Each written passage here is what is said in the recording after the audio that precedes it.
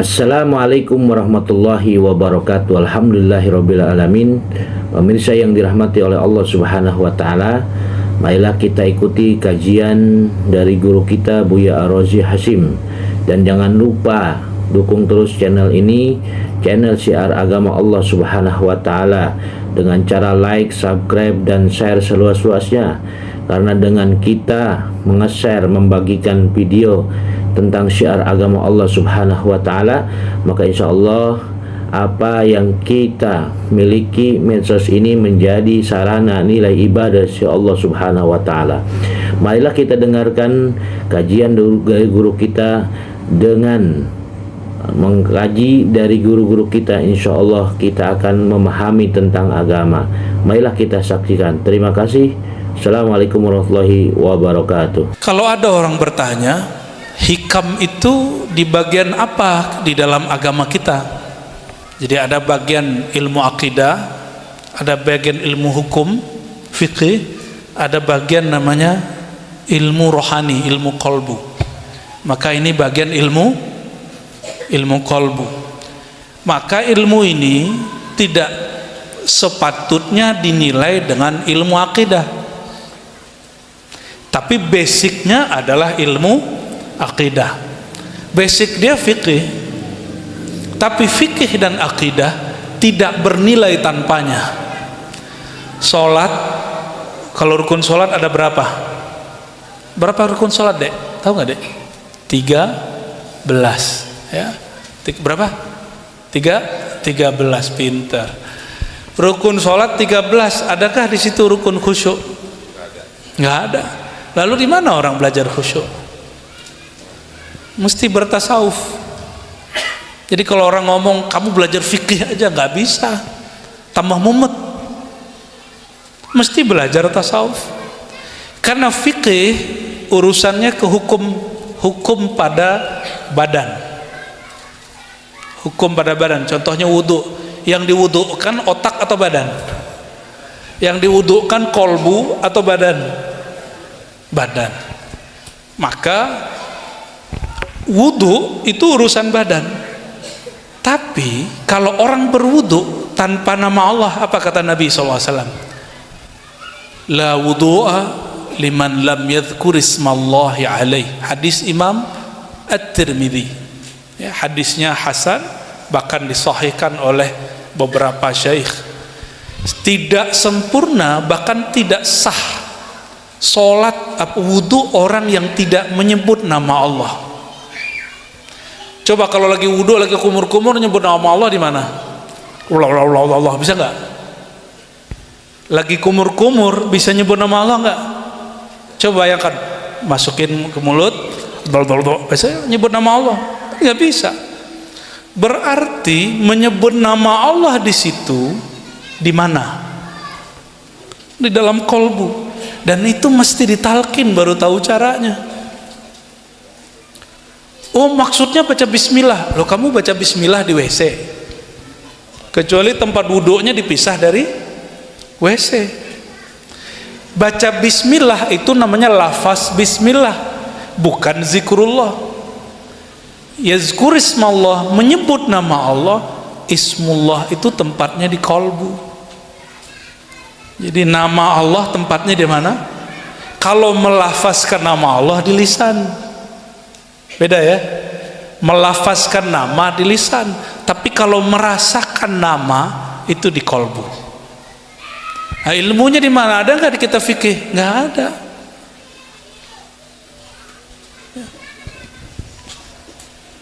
Ya, dulu terjadi usaha ulama kita memisahkan ilmu supaya mudah. Di zaman Rasul kan nggak ada begitu. Sallallahu alaihi wasallam ya. Di zaman Rasulullah tuh nggak ada dibagi rukun wudu, nggak ada. Syarat wudu nggak ada. Itu pembagian ulama fikih supaya orang kalau belajar wudu itu fokus. Namun sebagian mereka memisahkan ilmu fikih dari ilmu rohani yang kemudian disebut ilmu tasawuf. Mungkin ada yang bertanya, emang ada tasawuf di zaman baginda Rasulullah SAW? Gimana jawabnya? Jawabannya sama. Emang ada ilmu hadis di zaman Rasulullah SAW? Ada nggak hadis sahih, hasan, dhaif gitu? Kan lagi senang ngomong gitu, dhaif, ya. Bid'ah gitu. Ada nggak ilmu begitu di zaman Rasulullah? Nggak ada. Ilmu tafsir ada nggak di zaman Rasul sallallahu alaihi wasallam? Nggak ada. Ilmu fikih juga nggak ada di zaman Rasulullah sallallahu alaihi wasallam. Bedakan fiqh di Quran, di hadis dengan ilmu fikih. May yuridillahu bihi khairan yufaqihu fid din, hadis Bukhari dan Tirmizi. Siapa yang Allah kehendaki kebaikan, keberkahan, kebahagiaan baginya, Allah kehendaki dia mudah faham agama. Yufaqih, Allah faqihkan dia dalam agama. Maka kata Imam Ghazali, dulu fiqih itu mencakup 3 ilmu sekaligus: akidah, fiqih, tasawuf. Tapi karena perkembangan zaman, jadi sufi kurang keren, karena nggak bisa jadi Pak Hakim, nggak bisa jadi PNS. Kata Imam Ghazali nih, cuma PNS zaman itu, qadi di zaman itu. Maka orang-orang berlomba-lomba belajar ilmu fiqih, ilmu bahsul masail, kalau sekarang debat. Imam Ghazali sampai ke makom itu dan dia menulis kitab Al-Wajiz, dan kitab yang lebih besar lagi itu Imam Syafi'i, Imam Ghazali kalau mau bikin mazhab baru dia bikin, tapi dia nggak bikin. Dia malah tetap bermazhab Syafi'i. Kenapa? Kalau dia bikin mazhab baru lagi, dia akan mengulang apa yang diulang oleh Imam Syafi'i, gitu. Jadi perlukah Buya Zul Asfi, Buya Aldomi buat mazhab fikih? Nggak perlu. Lama-lama ilmu ini misah. Ilmu akidah misah juga jadi debat. Makanya kemudian ada orang masuk penjara, disiksa cuma karena ngomong Al-Quran ini tidak makhluk. Imam Ahmad bin Hambal disiksa, lalu ditelanjangi, sarungnya dicopot, dipermalukan di dalam penjara, cuma karena nggak mau bilang Quran makhluk. Apa urusannya coba? Apa gunanya bahas Quran makhluk nggak makhluk? Nggak bikin kenyang, tapi dalam ilmu akidah bikin kafir. Maka banyaklah orang tengkar dalam ilmu akidah. Ternyata yang bikin orang sembuh dari pertengkaran itu apa? Ilmu tasawuf. Tapi ingat, tasawuf itu ujung. Menjelang ke tasawuf ada namanya thariqah. Apa?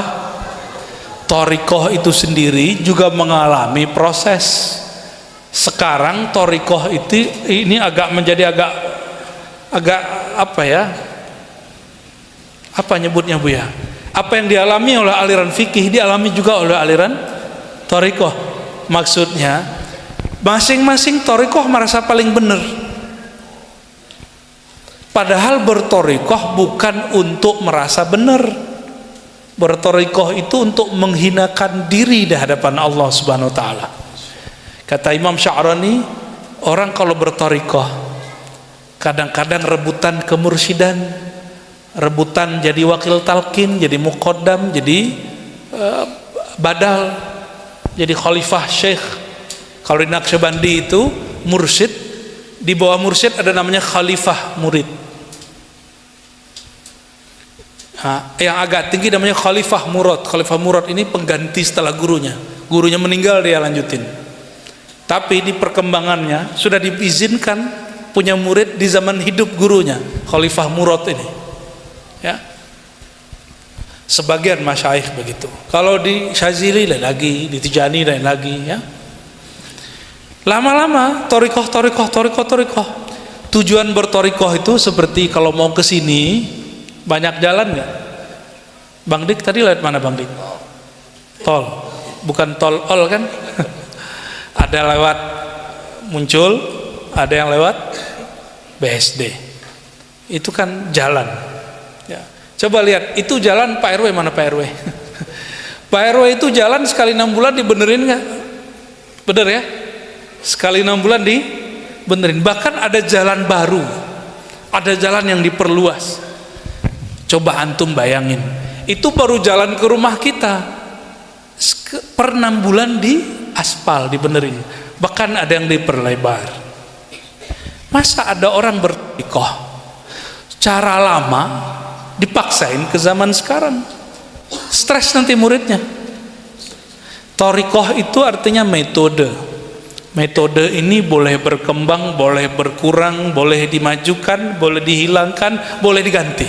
Yang nggak boleh diganti itu tasawuf. Apa yang nggak boleh diganti? Tasawuf. Karena tasawuf hukum Islam dalam fikih, lalu bab keimanan di dalam bab akidah itu nggak bisa diubah. Tasawuf itu bab qad aflahal mu'minun alladzina hum fi salatihim khasyi'un. Beruntung orang beriman yang solat, yang mereka di dalam solatnya khusyuk. Solat itu fikih, khusyuk itu tasawuf. Coba antum nggak belajar tasawuf, apalagi menganggap tasawuf bagian dari ajaran Yahudi atau ajaran Kristiani, terus kapan khusyuknya? Jadi kalau ngelihat orang bertasawuf sibuk aja, ini mau dibid'ahin, mau dibid'ahin. Dan hari ini cari bid'ahin gampang, komentar di kolom YouTube atau komentar di WA, di IG, bener nggak?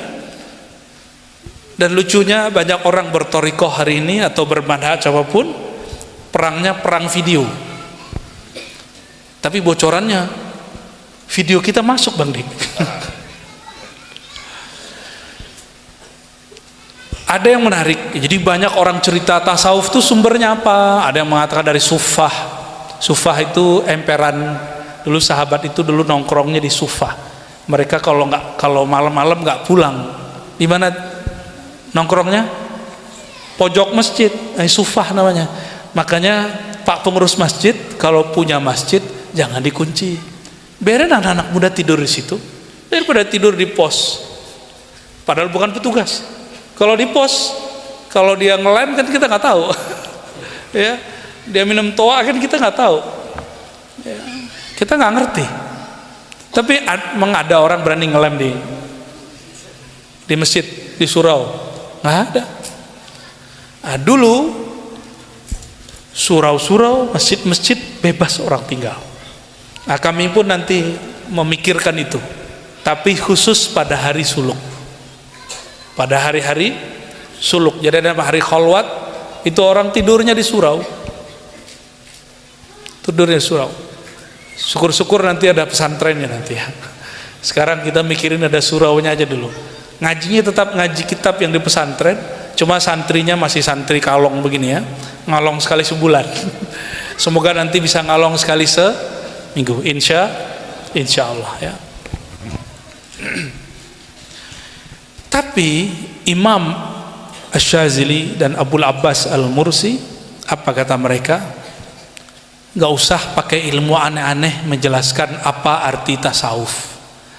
Sufi tasawuf itu man safahullah, kata beliau dalam kitab Lataiful Minan. Sufi itu orang yang kolbunya Allah beningkan. Dan ingat ciri-ciri orang yang kolbunya dibeningkan Allah, dia tidak pernah merasa hatinya bening. Itu ciri-cirinya.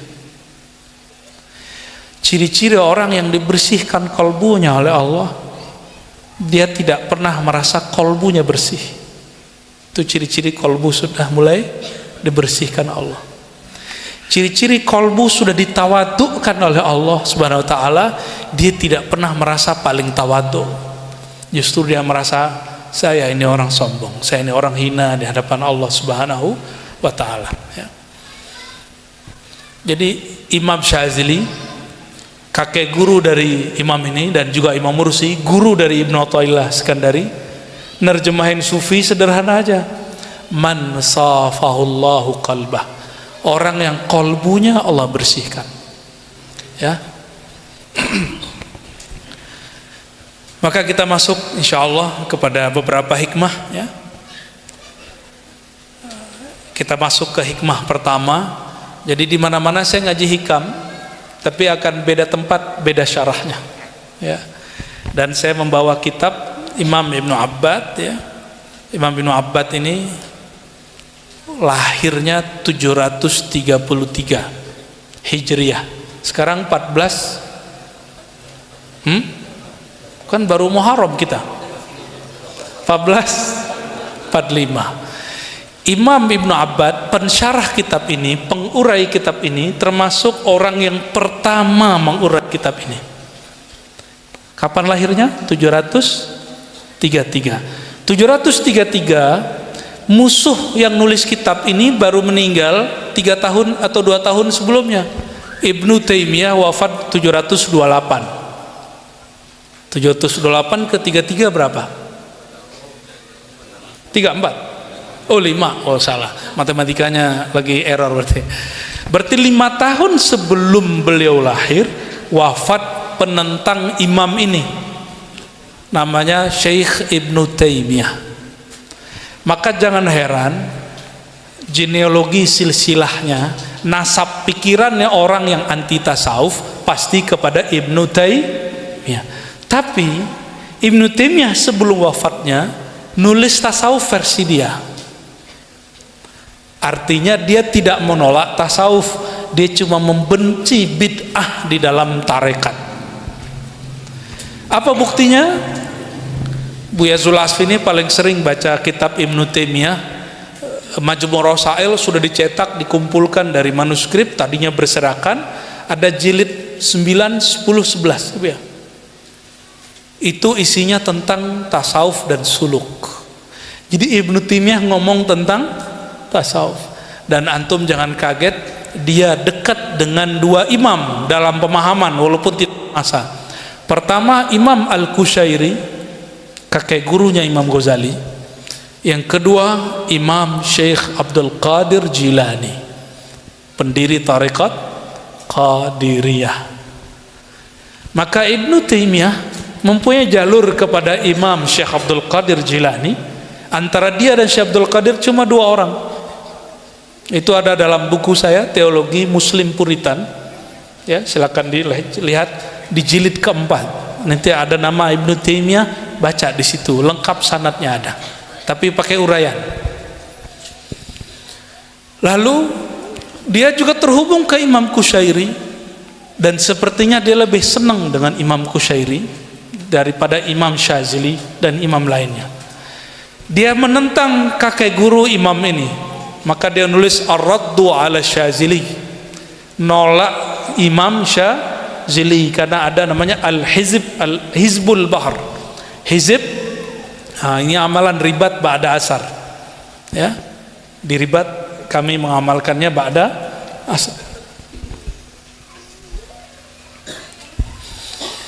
Jadi jangan heran teman-teman semua, sahabat-sahabatku, kalau ada orang anti tasawuf.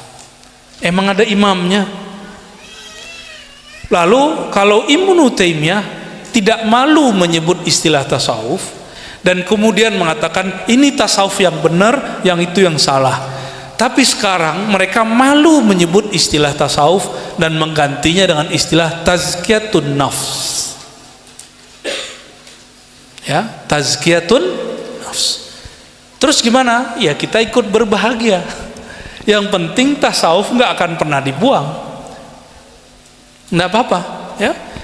Lain dengan Syekh Abdul Hasan An-Nadawi, seorang muhaddis dan mu'arrikh dari India tapi ahli bahasa Arab. Beliau menyebutnya fiqhul batin. Apa sebutan tasawuf? Jadi kalau belajar mazhab Syafi'i disebut fiqhuz zahir, fikih badan yang zahir. Sedangkan tasawuf disebut fikih qalbu, ruh yang batin. Ini Imam Abdul Hasan An-Nadawi. Tapi kalau saya Al-Faqir Ar-Razi Hashim, ya, saya berpikir apa? Kalau bukan kita yang akan menyemarakkan kembali nama tasawuf, terus siapa lagi? Apa Bang Dik mau? Ada orang datang ke saya, kiai ngomong begini, dan bukan 1-2 kiai. Apa kata ke si kiai? Ar-Razi, apa kamu tidak takut ditentang kelompok Wahabi kalau pakai istilah tasawuf? Kalau kamu mengajar kitab hikam, kamu mengajar Ihya Ulumuddin Ghazali, kamu talqin zikir, kamu bertorikot, kamu nggak takut nanti dibenci Salafi? Kira-kira jawaban yang bagusnya gimana? Gimana bagus? Ada usulan? Saya jawab waktu itu spontan, Pak Kiai, sejak kapan kita ini berdakwah mencari ridho makhluk-makhluk Allah? Sejak kapan kita berdakwah mengajar ilmu-ilmu Allah, ilmu Rasulullah, ilmu para aulia Allah, lalu untuk mencari ridho Wahabi? Emang kalau saya ngajar Sahih Bukhari Wahabi terima? Enggak juga. Kita buka kajian Sahih Muslim di MRBJ Bintaro, enggak hadir Wahabi. Sahih Muslim lah Pak, enggak hadir. Saya buka kajian Madarijus Salikin Ibnu Qayyim di beberapa tempat, enggak ada mereka hadir, enggak ridho juga. Terus gimana? Udahlah Kiai, saya bilang ngomong gitu. Kalau emang Kiai takut, biarlah saya yang berani. Ya. Kalau emang Kiai nggak berani, saya minta keberanian kepada Allah SWT. Tapi yang pasti saya ngajar tasawuf bukan untuk melawan Wahabi. Kajian tasawuf nggak ada urusannya benci Wahabi, justru kita tambah sayang dengan Wahabi. Karena jangankan Wahabi, orang kafir aja kita sayang. Sayang supaya dia dapat nur iman. Ya, kalau Wahabi ya kita sayang sebagai orang yang sama-sama bersyahadat. Apalagi orang yang sudah bertasawuf, beda thariqah, nggak ada masalah.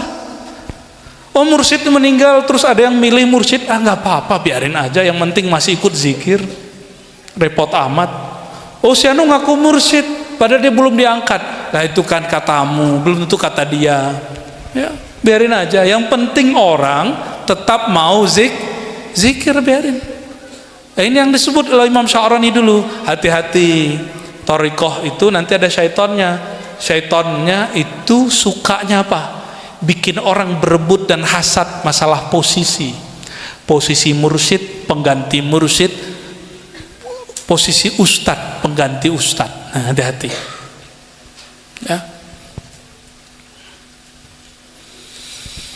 Semoga ribat jauh dari itu, amin ya rabbal alamin ya.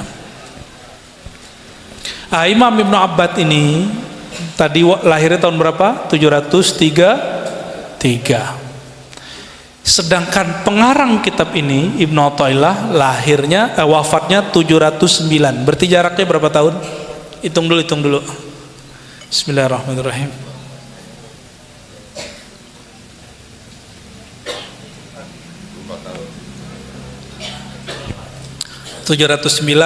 Pengarang hikam, pengurai hikam atau bahasa Arabnya pensyarah, pertama kali lahirnya 733. Berarti berapa tahun?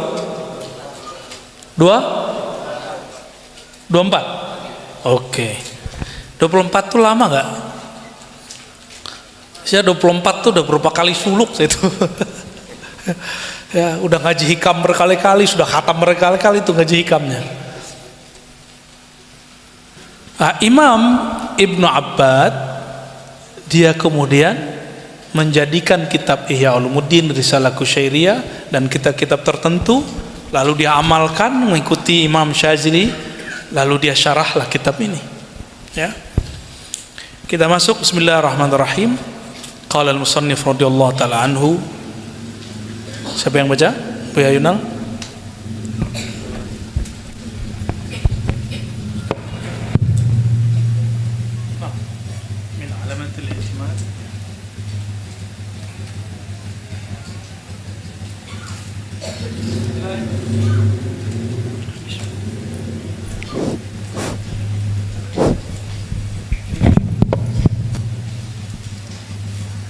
Bismillahirrahmanirrahim. Bisanadikum al-muttasil ila al-imam al-syekh Ibnu Athaillah as-Sakandari qala min alamatil i'timadi ala al-amali nuqsanur raja'i 'inda wujudiz zalali. Di antara tanda orang yang bersandar kepada amal usaha pribadinya adalah kurangnya pengharapan kepada Allah ketika adanya kemaksiatan. Udah paham belum? Belum. Kalau udah kita lanjut. Apa kata Imam Ibn Athaillah? Min, di antara alamat, tanda-tanda i'timad, bersandar bukan kepada Allah tapi kepada amal soleh. Contoh, kalau malam ini tahajud, besoknya ceramahnya semangat gitu. Jadi saya dulu ahli muhasabah masa remaja buat pesantren kilat, tapi Bang Dik udah jadi artis dulu ya, masa-masa mimpin pesantren kilat ya, itu kita ada, saya dan beberapa teman-teman saya itu ada 2 atau 3 orang pakar muhasabah jam 3. Anggotanya bocil-bocil begini anak SD, SMP, SMA ya. Walhamdulillah ya, kalau nggak bisa membuat orang nangis, kita sebutlah orang tuanya, pasti nangis ya. Tapi kalau bocil-bocil anak SMP kita gebrak meja, ketakutan dia nangis juga ya. Teman saya kalau ingat ini pasti dia ketawa ya. Lalu kami ngobrol lah, salah satu obrolan kami sebelum muhasabah. Jadi ada masa saya malas, ada masa dia malas mimpin muhasabah. Apa kata salah satu dari kami? Malas gak kuat. Kenapa? Kalau mimpin muhasabah ini harus tahajud dulu 7 hari katanya. Gitu dia. Gak boleh maksiat mata saya katanya. Ternyata temanku ini suka jalalatan juga sama kayak kita. Ya siapa yang tahan dari dosa mata, kan nggak ada. Orang soleh kayak Buya Yunal ini kan nggak tahu juga matanya ya. Kayak Faiz ini ya, nggak tahu juga. Para ahli sholawat apalagi Datuk Dodo ini paling nggak jelas ini ya, matanya nakal tuh ngeliat. Kalau udah ngeliat yang pakai jilbab tuh ngeri, dikiranya istrinya semua tuh. Dulu sekarang sudah hijrah deh. Allahumma sholli ala sayyidina Muhammad. Maaf ya Uni.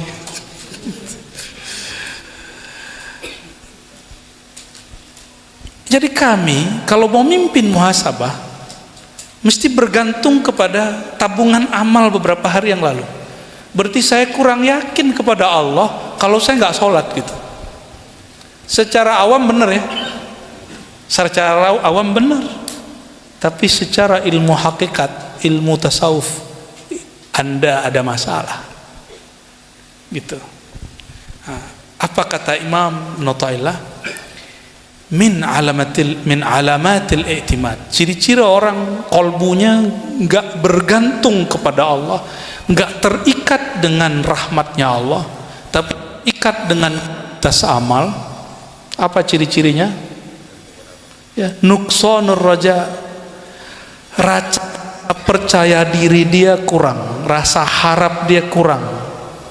Kalau inda wujudiz zalal, kalau ada zalal itu bisa jadi amalnya berkurang, bisa jadi terjebak maksiat. Bang Dik, kalau taat Tuhannya siapa? Allah. Kalau maksiat Tuhannya tetap Allah nggak? Tetap Allah. Jadi pemaksiat itu Tuhannya siapa? Tetap Allah. Orang yang taat siapa Tuhan dia? Kecuali orang yang maksiat dia ria, Tuhannya orang yang dia mau minta pujiannya. Atau pemaksiat yang dia menuhankan nafsunya, itu lain cerita. Nah, maksud beliau, ciri-ciri kamu belum yakin bertuhan. Nah, ini bahasa ringkasnya. Ciri-ciri kamu belum yakin bertuhan, apa ciri-cirinya? Kalau kamu kurang amal atau terjebak maksiat, kamu kurang yakin berdoa, kamu kurang yakin dalam bertindak. Nih, hati-hati ya. Banyak yang salah faham dengan cerita Muhammad Al-Fatih ya. Muhammad Al-Fatih ini misalnya tidak pernah meninggalkan sholat jamaah, tentaranya semuanya sholat 5 waktu dan berjamaah, karena kalau mereka tidak sholat jamaah mereka tidak yakin. Enggak begitu, enggak begitu. Saya mau tanya, emang kalau kita kurang tahajud malam tadi, malam kemarin, Tuhan kita lari nggak?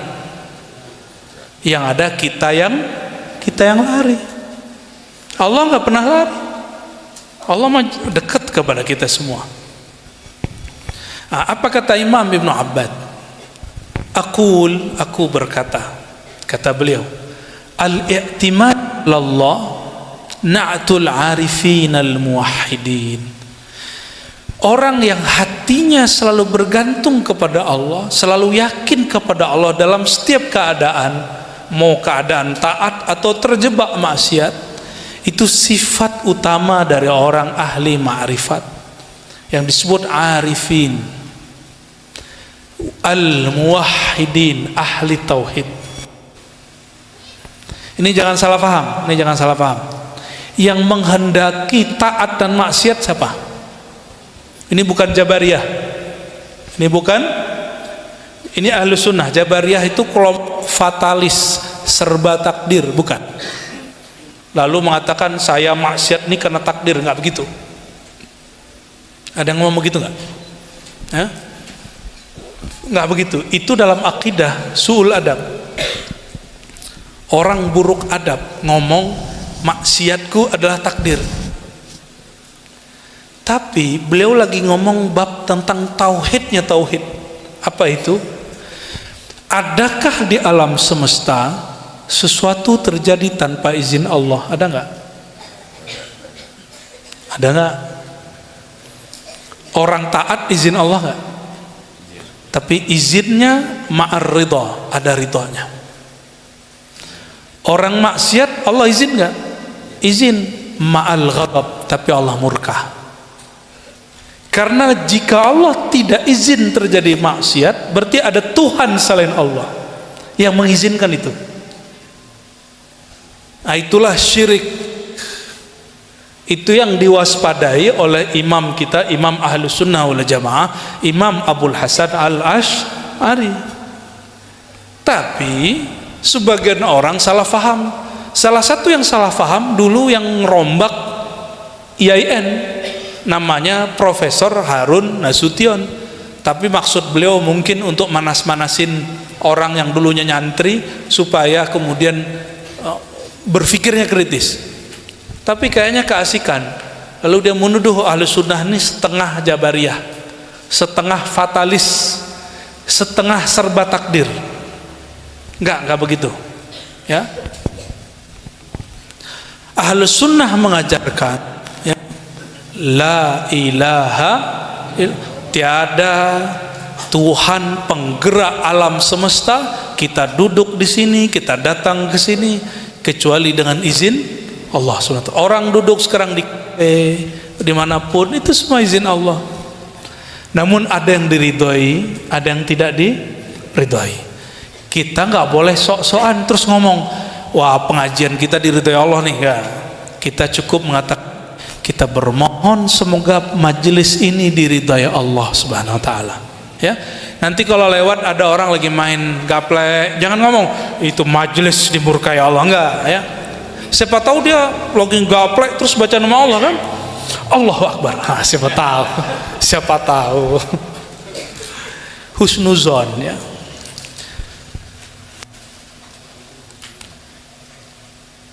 Wal i'timad ala ghairihi wasful jahilin al ghafilin.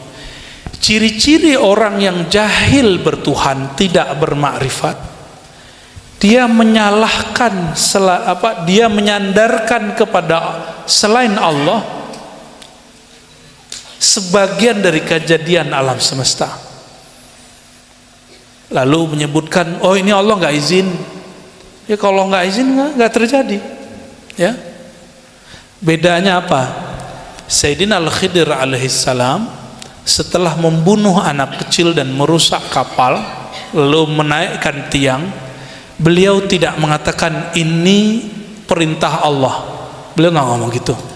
cuma mengatakan ma'afa'altu, tidak aku lakukan daripada amri, urusanku.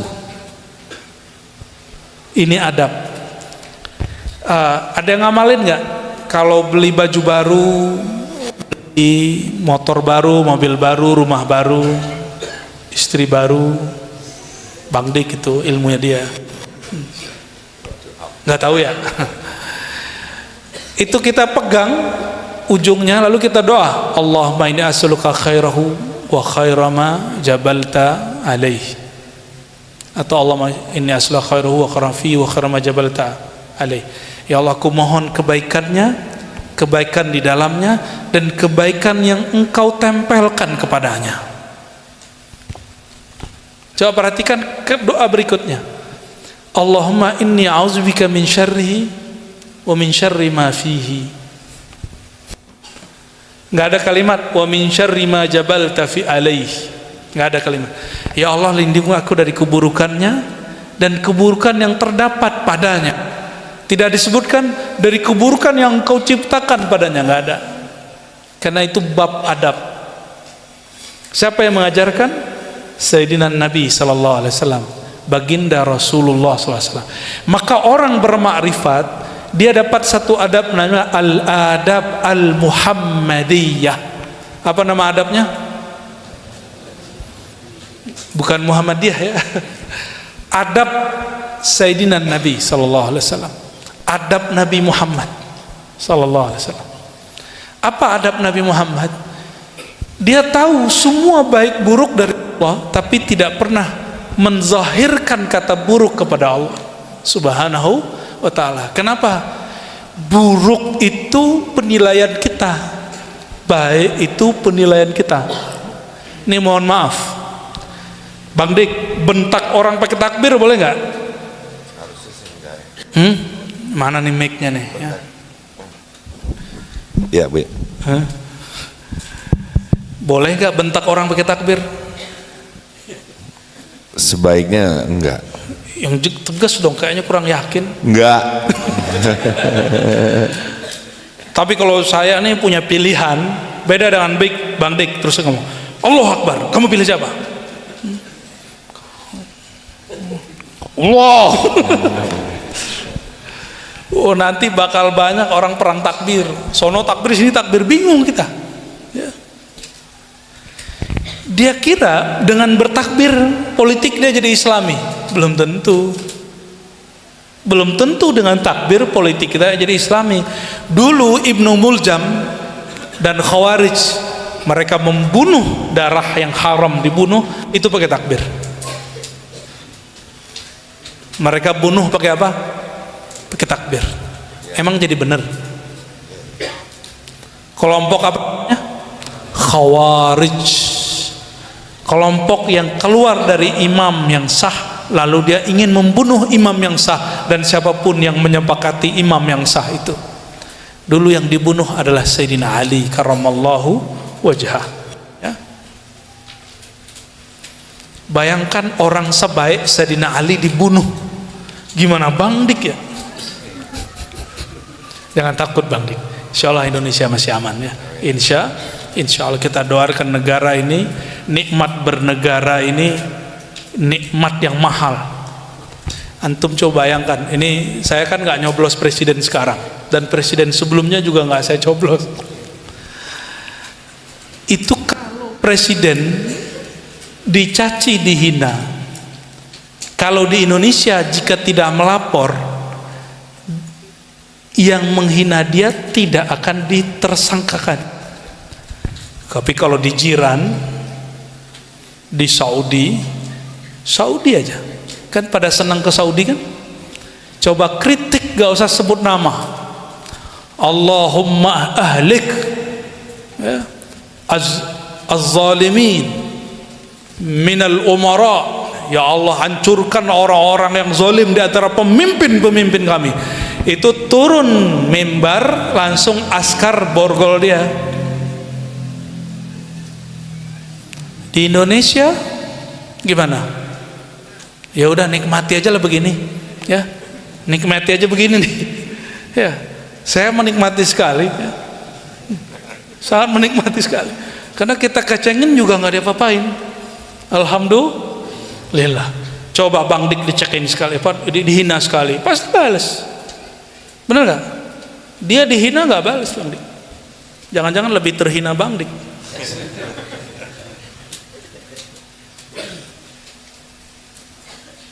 Kita ngomong begitu, gila bilang projo. Ya salamnya enggak lah. Dulu dibilang probo, ya. Pro kepada enggak, saya itu kalau sudah diangkat seorang pemimpin dalam akidah Ahlussunnah wajib taat. Kecuali fi maksiatillah, dalam maksiat. Kan saya enggak nyoblos mereka berdua. Ya. Yang saya coblos siapa? Yang sekarang jadi menteri. Tapi untuk ke depan belum tentu juga, ya. Kan belum ada pilihan. Jadi cuma video kita yang dulu diputer-puter gitu ya. Ya nggak apa-apa sih. Siapa tahu bener. Allahumma sholli ala Sayyidina Muhammad. Nah, perhatikan di sini. Ciri-ciri orang tidak bermakrifat, dia bersandar bukan kepada Allah, tapi kepada viewer. Tahu nggak Bang Dik, selama musim pandemi itu kan orang jarang pengajian. Kita buat pengajian tengah malam, wajar dong secara logika nih. Wajar kalau kajian kita naik, bener nggak? Tapi ada orang nggak seneng, dia ngomong gini, Ar-Razi itu tiba-tiba naik kajian dia, tiba-tiba dia naik, itu pasti disetting sama badan intelijen, pasti disetting sama polisi, disetting sama tentara. Loh, urusannya apa? Betapa naifnya jika yang ngomong seorang ulama, seorang habib, seorang kiai. Berarti dia berpikir itu kajian masyhur, bukan Allah yang memasyhurkannya, tapi dimasyhurkan oleh suatu lembaga. Benar nggak? Itu syirik khafi. Hati-hati. Itu syirik khafi. Banyak kok orang buka kajian seperti kita dan Allah angkat semua. Nggak ada setting-settingan, yang nyeting Allah subhanahu wa ta'ala. Emang ini zamannya kebangkitan bertasawuf, dan negeri paling banyak muslimnya adalah Indonesia. Negeri paling bebas buat majelis Indonesia. Bayangin, antum tahu nggak nih, buat majelis ini izinnya sama Pak RW aja beres, sama Bu Lurah selesai, ya bener nggak Pak RW? Bu Lurahnya nggak tahu datang nggak? Nggak perlu izin-izin pakai tauliah nggak ada. Nggak perlu rapat MUI dulu, nggak perlu. Nikmat nggak begitu? Ya, diktator nggak negeri kita ini? Ya, cuma memang ada program dia kita nggak suka, gitu aja bedanya. Tapi diktator tidak. Kalau diktator, antum dengar khutbah Jumat kemarin, dia mencaci maki pemimpin, Pak, habis itu langsung diambil. Itu diktator zaman Orba. Jadi bedakan diktator dengan kita nggak senang kebijakan dia, itu beda, ya. Ya. Nah, kembali ke sini.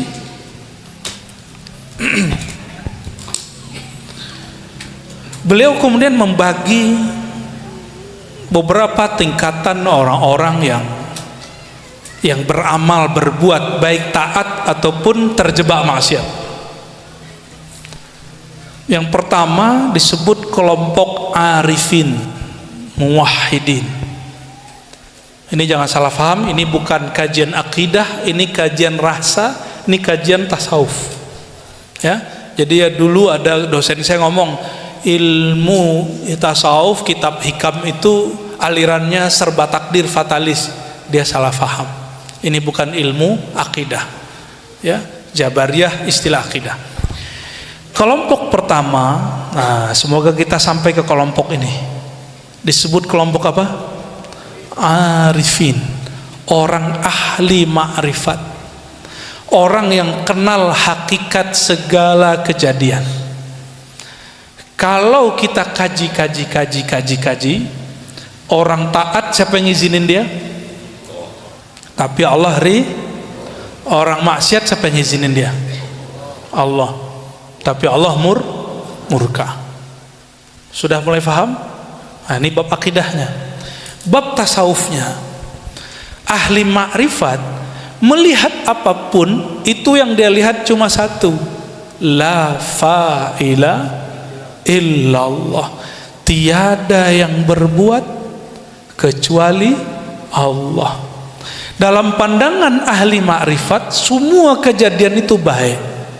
Betapa banyak orang yang maksiat, ternyata maksiat itu awal dia hijrah.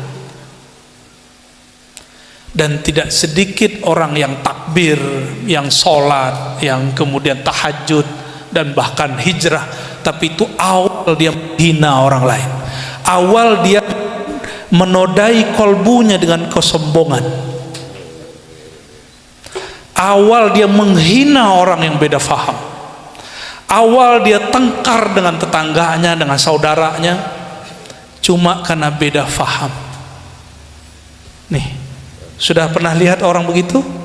Antum gak usah lihat siapa-siapa, lihat saya sendiri.